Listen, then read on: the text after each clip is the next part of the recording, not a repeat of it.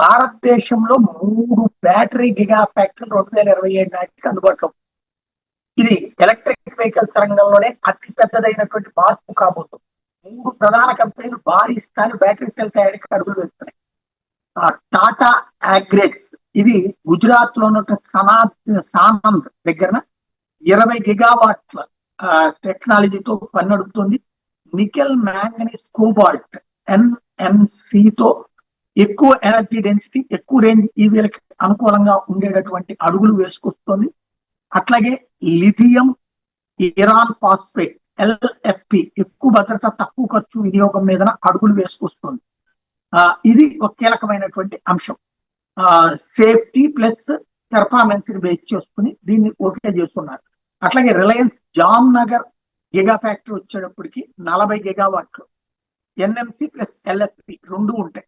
Reliance కి advantage ఏంటంటే పూర్తి ఎకో సిస్టమ్ నిర్మాణం ఉంటుంది. అంటే మెటీరియల్స్, సెల్స్, స్టోరేజ్.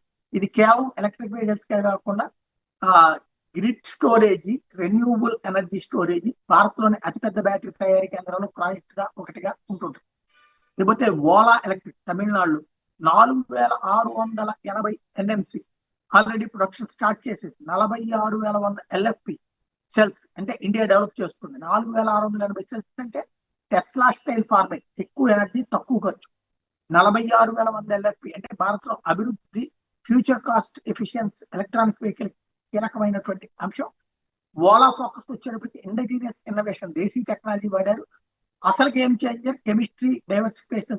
3 సంవత్సరాల క్రితం భారత్ లో బ్యాటరీ సెల్ తయారీ నేను 100% దిగుమతుల మీద ఆధారపడింది. ఇప్పుడు multiple chemistries, multiple players, domestic and manufacturing ఉంది.